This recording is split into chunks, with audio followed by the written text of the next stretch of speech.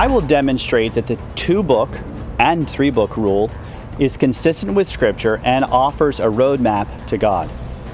As a Christian and as a minister of the gospel, I've grown in my faith and understanding of the Bible through the years. I also read other books. I don't read my Bible to make dinner. I read a recipe book, which is a simple science book. Still, my Bible tells me to bless my dinner when I'm finished making it. Why? I believe the book of Scripture reveals that His divine agency provided the basic building blocks of my physical dinner. Yes, I do believe in a real physical world that has real beauty and real problems that are resolved in a real God, played out even very naturally. So the question we're interested in is whether or not science can tell us what the world is really like. For instance, even an intangible like love must have observable physical properties to be considered love by Scripture. Moving on.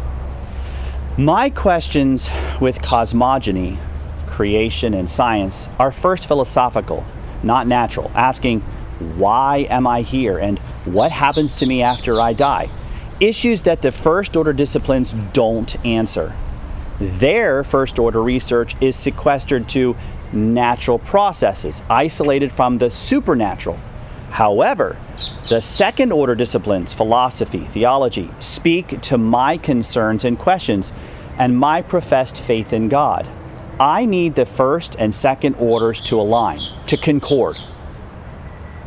While we're on the subject, scientism is the belief that science has all the answers I need and thus excludes theology in the Bible. Gasparito suggested that scientism is a fanatical extreme, and I agree.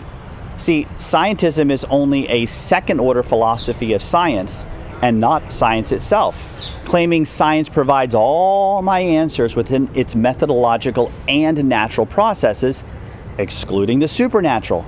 The scientism and the Bible, they just can't concord. First of all, Alvin Plantinga, one of the world's most distinguished philosophers, says, the alleged conflict between science and theism is superficial. There is real concord. Philosophically, I have a very difficult time believing that life is only natural and excludes the spiritual and even simply the untouchable. I do love, but I can't touch it. I believe I have purpose, but I can't touch that either. Neither of those are fully answered by first-order science, and second-order scientism is not observant of the other second-order disciplines of philosophy and theology.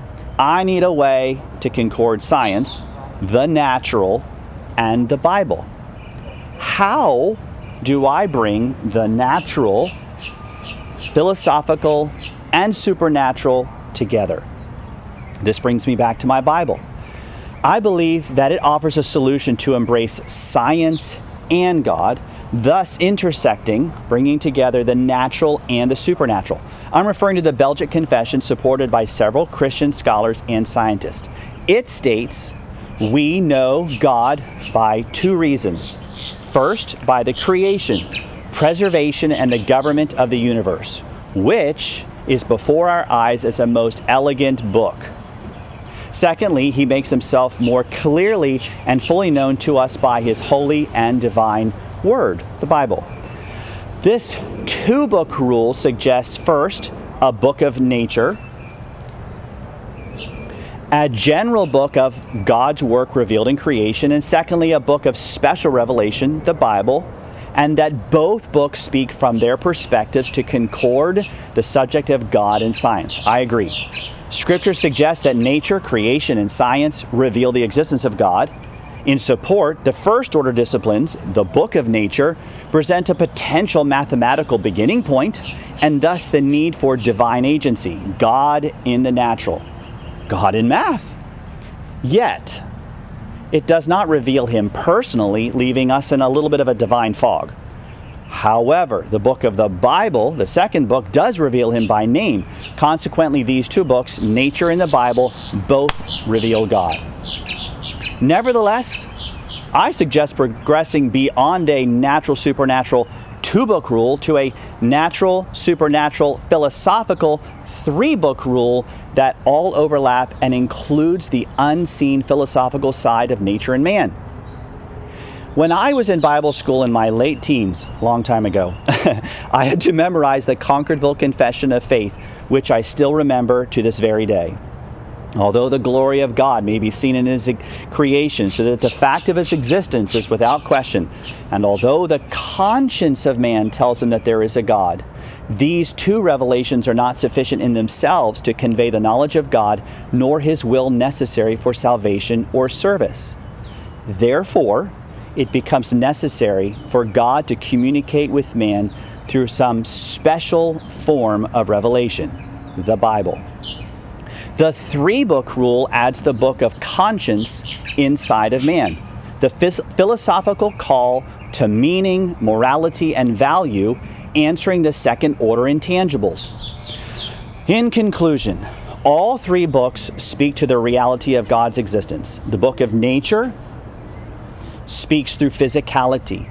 The book of our consciences speaks from our metaphysical and philosophical existence, and the Bible speaks from the necessary special revelation to discover the personality of divine agency.